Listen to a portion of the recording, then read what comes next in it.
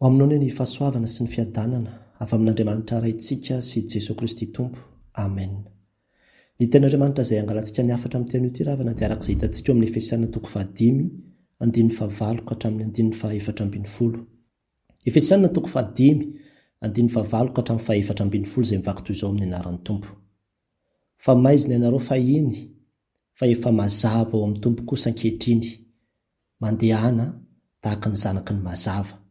Fa ny vokatry ny mazava dia eo amin'ny fahatsarana rehetra sy ny fahamarinana ary ny fahitsiana, mamantatra izay ankasitrahan'ny Tompo, ary aza miray amin'ny asany maizina tsy mahavokatsoa, fa leo mananatra izany, fa izay ataony ao amin'ny afiny dia mahamenatra na dia milaza izany aza. Fa ny zavatra rehetra raha anarina dia seho ny mazava, fa na inona seho dia mazava. Koa izany no ilazana hoe mivoazy ianao izay matory ary mitsangana amin'ny maty dia ampahazavanao Kristy. Amen. Araka izany ry havana dia fananarana izay ataon'ny Paoly ho an'ny kristianina tany Efesosy mba hanana izy ireo fitondrantena mendrika ny maha-kristianina azy, izany ano mamitina ny 5:2 hatrany amin'ny 4 amin'izao epistily ho an'ny Efesianina izao. Ary andeha ho tsongaitsika manokana ilay 9 izay averiko vakiana manao hoe fa maizina ianareo fahiny fa efa mazava ao amin'ny Tompo kosa ankehitriny, mandehana tahaka ny zanaky ny mazava. Fa maizina ianareo fahiny fa efa mazava ao amin'ny Tompo kosa ankehitriny, mandehana tahaka ny zanaky ny mazava. Io ny ompanan'ny afatra amin'ny tian'io ity. Misy famarinana roa ry havana no tiako indray hisariana ny saintsika avy amin'izany andiny tsoratra masina izay niraisintsika teo izany. Ka ny famarinana voalohany izay hitantsika eto izao hoe miala amin'ny aizina ary tonga mazava ny olona ao amin'ny Tompo, hoy Paoly. Miala amin'ny aizina ka tonga mazava ny olona ao amin'ny Tompo, hoy Paoly. Hitantsika izany amin'ny tapany voalohany tamin'ilay teny teo, fa maizina ianareo fahiny fa efa mazava ao amin'ny Tompo kosa ankehitriny. Etika ravana dia mahita hoe ny kristianina moa no anambaran'ny Paoly izao teny izao, ny kristianina tany Efesosy, ary fampatsahivana no ataony eto ny fiainana taloha sy ny fiainana ankehitriny ho izy. Taloha dia izao ny aina tao anatin'ny aizina ianareo izy. Raha jerevanao ny antony mahatonga anazy miresaka an'izany dia tena mila miverina any amin'ny Genesis mihitsy isika, satria ara-panahy no ambarany eo amin'izay le fahamazinana izay. Rehefa nanota ny zanak'olombelona dia maty tokoa izy araka ny teny izay nambaran'Andriamanitra. Ka ilay fahafatesana dia fahafatesana tsy hoe ny vatana ihany no maty, fa na ny fanahin'ny olombelona ihany koa aza dia na ny sain'ny olombelona ihany koa aza dia tonga tamin'izay fahafatesana izay. Izany hoe ilay maha olombelona ray manontolo araka ny nanambaran'ny Paoly azy moa any amin'ny Tesalonianina voalohany 5:17 aoka ho arovana avokoa izy ny fanahinareo, ny ainareo, ny tenanareo, izao le mandrafitra ny maha olombelona reo, izany hoe saina, vatana, fanahy. Ka ireo rehetrarehetra izao no maty rehefa nanoty Adama sy Eva. Ka nanomboka teo ny olona rehetrarehetra dia izay teraka zany dia ny vatany velona, fa ny fanahiny dia mbola maty. Ny olona rehetrarehetra izay teraka dia maty ny fanahiny eo am-pahaterahana. Dia ahoana ny fiainan'ny olona io zany aloha raha mbola tsy manana an' Jesosy Kristy izy? Dia izany nanambaran'ny Paoly azy hoe miaina ao anaty aizina izy. Ka izany olona miaina anaty aizina izany dia vero toy ireny olona hoe maty na toy ireny olona matory ireny. Rehefa manakipa ny maso dia ohatran'izay le atao hoe miaina ao anaty aizina, tahaka ireny olona jamby ireny zany. Izany hoe tsy mahalala izay ambonin'ny tany mihitsy. Azo ambara hoe tsy mahalala an'Andriamanitra, tsy mahalala izay sitrapon'Andriamanitra, satria ny ara-panahy zany dia tsisy zavatra hitan'ny masony mihitsy.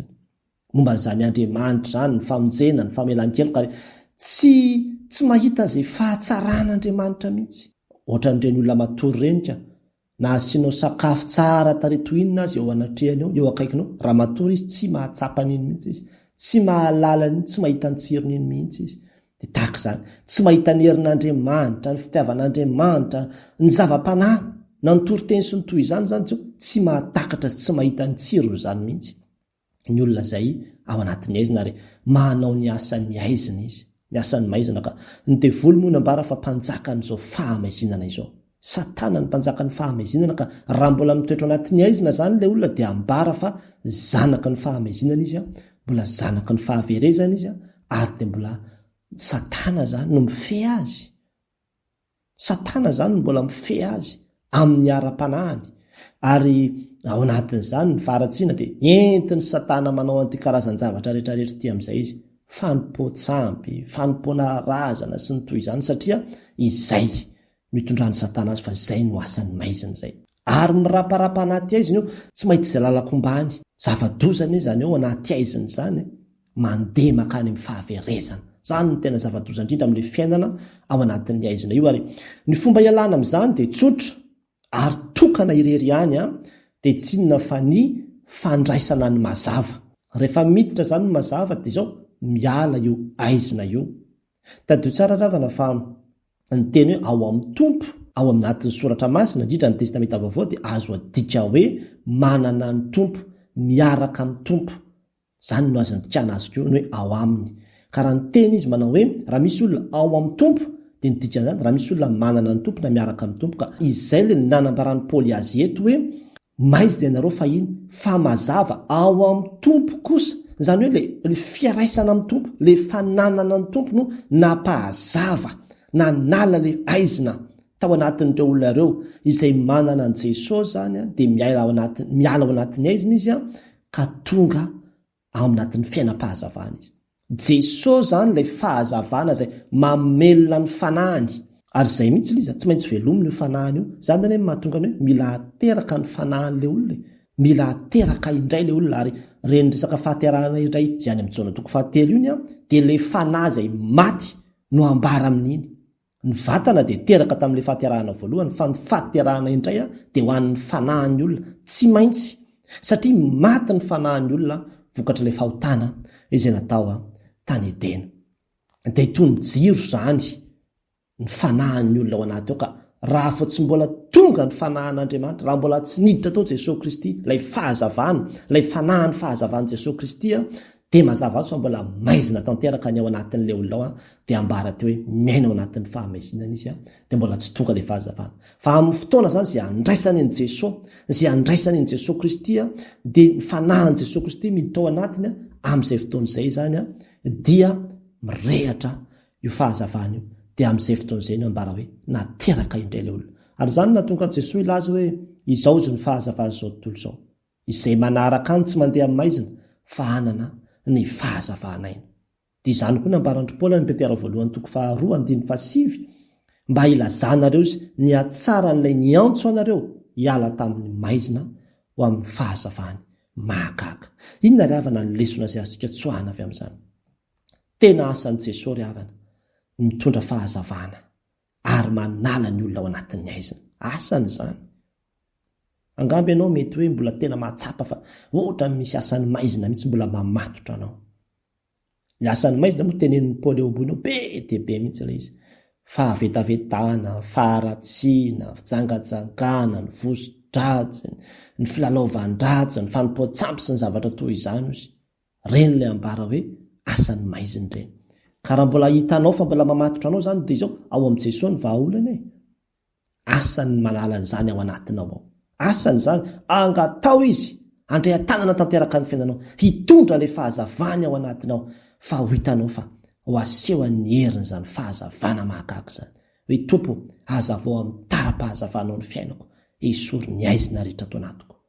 Dia tahaka izany koa angamba ao tokantrano misy asany devoly mihitsy mbola tena mamatotra ny zanakao na mamatotra ny vadinao. Dia tsy moralina, tsy sermona na kapoka na teny maharary ny fanafody entina manala azy ao anatin'izany fa hitantsika eto Jesosy ny manala ny olona ao anatin'ny aizina. Izy ilay mitondra ny fahazavana ary rehefa tonga ao amin'ny fiainan'ilay olona ilay fahazavan'i Jesosy Kristy dia miala ho azy zany. Tsy ianao no manova azy fa Jesosy Kristy. Ny anjaranao zao mitondra an' Jesosy Kristy ho aminy fotsiny. Tario izy andray an' Jesosy fa rehefa mandray an' Jesosy Kristy izy dia miala ho azy ireo aizina izay mamatotra azy ireo fa zany no asan'i Jesosy Kristy zany ry havana. Tario izy andray an' Jesosy Kristy ampafantaro azy ny fahazavana mahagago amin'i Jesosy Kristy izay afaka manala sy mandrava io aizina ao anatiny io. angamba manodidina anao mihitsy koa ny fen'olona tsy mbola mino, mbola miaina ao anaty aizina. Jereva ny manodidina reny olona rehetrarehetra zay mifamezivezy eny an-dalana rehetrarehetra manana fanahy daholo reny. Mba firy amin'ireny moa no manana fanahy hoe mazava, dia firy amin'ireny no manana fanahy hoe ao anatin'ny aizina. Mbola tena hampanaoviny devolo ny asany mihitsy, dia ny fanompoatsampy, ny fahalotona, ny fialonana sy ny sisa sy ny sisa. Miraparapa ho any amin'ny fahaverezana ny reny olo reny dravany. Tena miraparapa anatin'ny fahaverezana reny, ary raha tsy misy olona mampahafantatra azy, raha tsy misy olona mitaona azy dia tena very mandrakizay ny fanahany. Ary zany ny fahafatesana faharoa, fanipazana ilay fanahin'ilay olona any amin'ny elo mandrakizay mihitsy. Zany ny fahafatesana faharoa, ary zany no mahatonga ny Satana miazona mafy reny olona reny ao anatin'ny torimaso io mba tsy foazany mihitsy. Dia ao anatin'ny torimaso mpanahy ka manajamba tanteraka ny saina izy mba hahatonga reny olona reny tsy ahita sy tsy andrena inona na inona momba n'Andriamanitra mihitsy. Fa movy anaiky an'izany tsika, mety olona akaiky anao ilay iziko, olona fantatrao, olona tianao, na hoana izy no avelanao very fotsiny, na hoana izy no avelanao andeha ho any amin'ny fahaverezana toy izao, anjaranao ny mampaneny lakolosy, anjaranao no miteny azy, anjaranao no manaitra azy, anjaranao no mitondra azy hoe raiso Jesosy Kristy, hanazava ny fiainanao, fa raha tsy zany dia tena very ianao. Ary raha ny firenena koa nefa nijerevana dia mbola tena marina foana ilay teny hoe ny aizim-pito mandrakotra ny firenena, tao mbola miroborobo anie ny asan'ny maiziny. Raha ho Madagasikara fotsiny, tena mbola betsaka ny toerana izay mbola tena hoe maizina. Mandeha ianao dia mahita vato be, dia mahita hazo, dia rakofa ny olona lamba mena, dia eo ilay olona no mivavaka, eo izy ny manompo. Dia mbola zany no iantorahany olona sy antsapazany olona. Miandry ianao ny tompo ry havana, mila anao izy mba hitondra ny fahazavana amin'ireny olona ireny.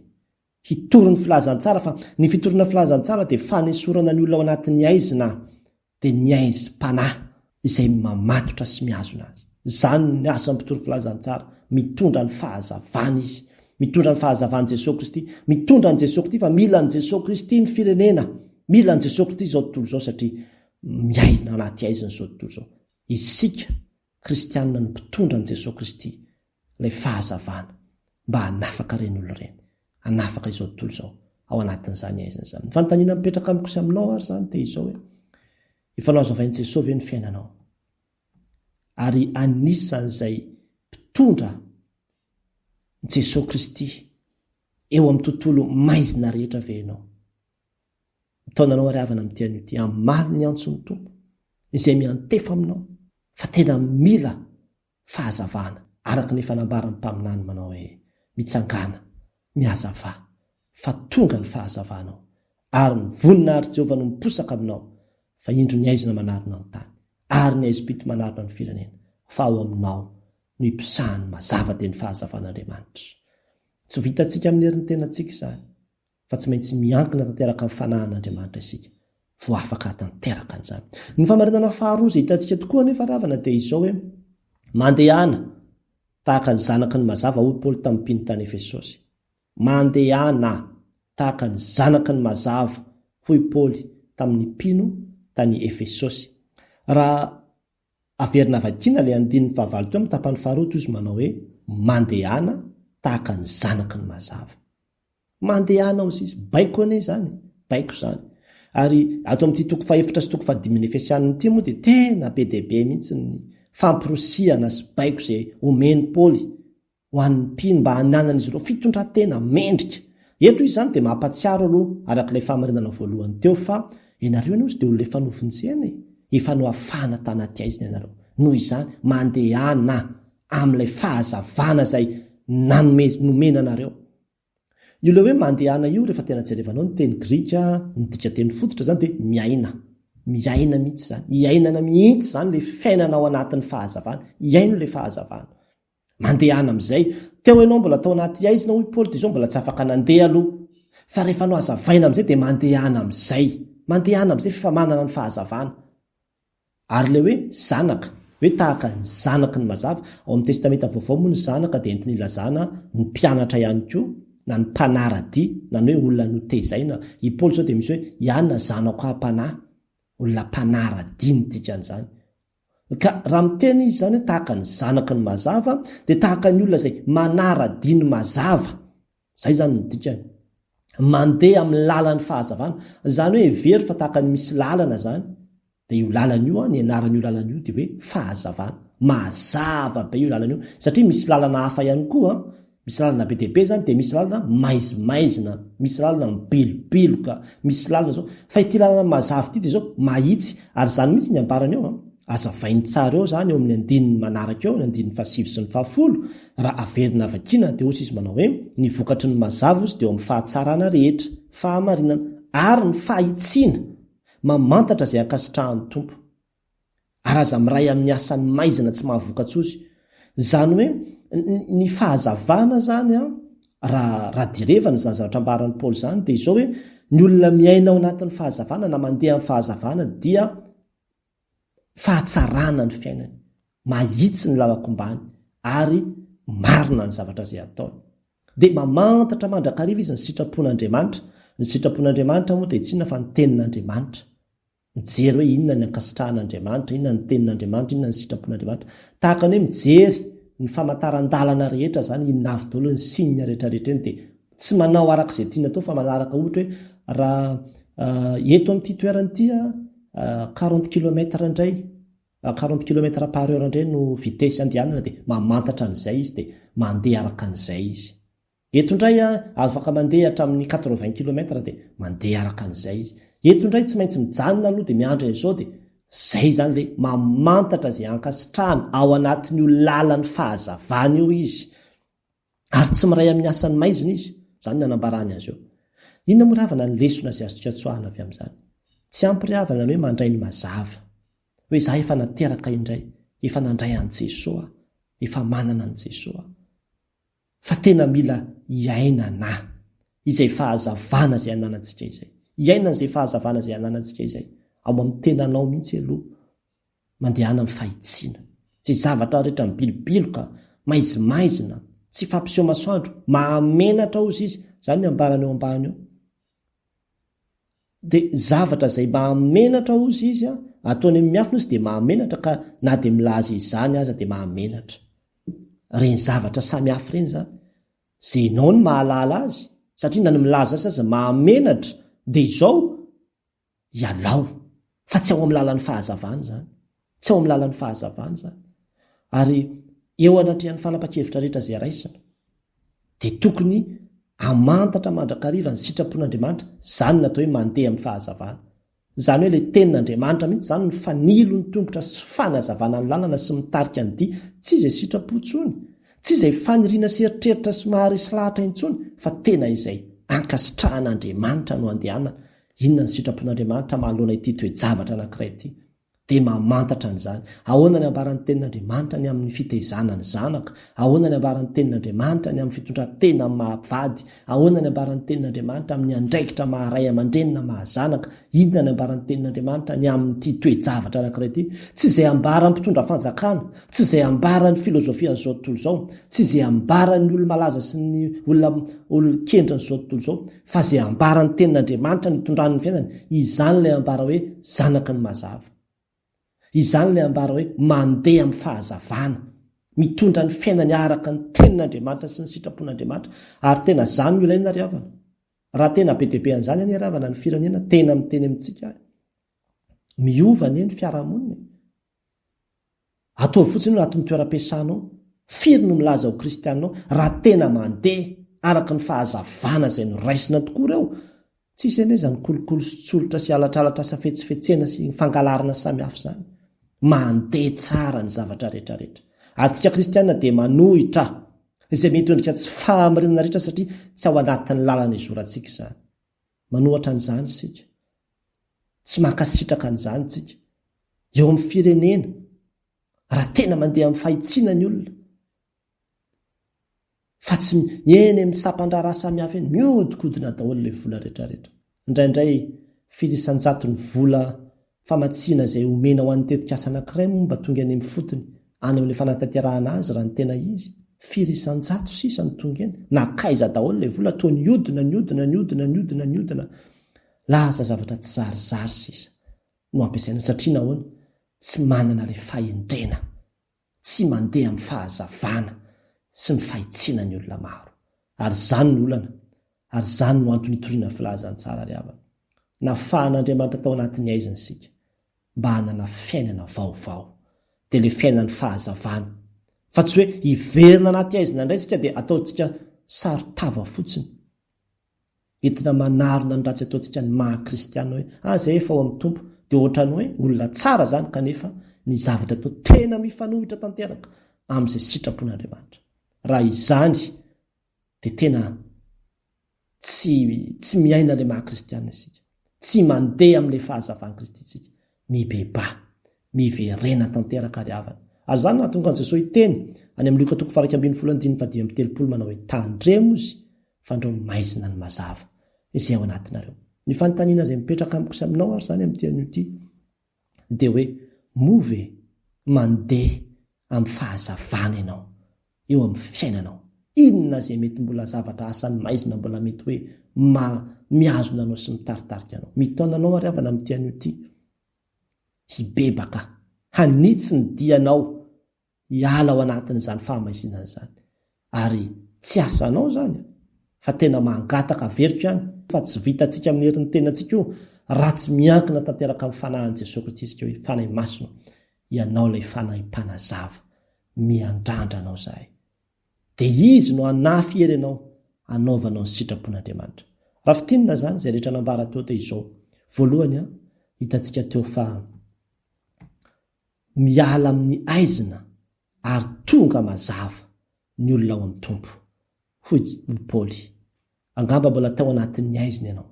Amin'ny tean'io ity raiso Jesosy hampahazava ny fiainanao, na inona aizina tao anatin'ny fiainanao dia izao Jesosy Kristy afaka manazava zany fiainanao izany izy, ahatonga anao ahita ny famonjen'Andriamanitra, ahita ny sitrapon'Andriamanitra, ahita ny fahatsaran'Andriamanitra, ahatonga anao koa ahita fa manana anjara fahamonjena ianao ho an'ny fanahinao, ka efa misy fiainana izay man'Andriamanitra anao, dia ilay fiainana mandrakizay aza mijanona ao anatin'ny aizina ry havana, fa fahaverezana ny hafaran'izany. Ary ny faharoa sady farany dia izao hoe mandehana tahaka ny zanaky ny mazava ho Paoly tamin'ny mpino tany Efesosy. Miantso antsika koa ry havana amin'ny tean'io ity hoe andeha hiainana izany hoe zahay zanaky ny mazava izahay, zahay zanaky ny mazava izay, ka amin'izay rehetra atao izao ataovy mazava tsara daholo ny tatitra sy ny zavatra rehetra izay ataonao, fa aza mandeha maizimaizina izany. Ary raha sanatria ka mbola matoritory ianao dia omenanao koa ilay teny amin'ny 4:7 manao hoe mifoaza ary ianao izay matory ary mitsangana amin'ny maty dia hampahazavanao Kristy. Ho an'Andriamanitra ry irany voninahitra. Amen.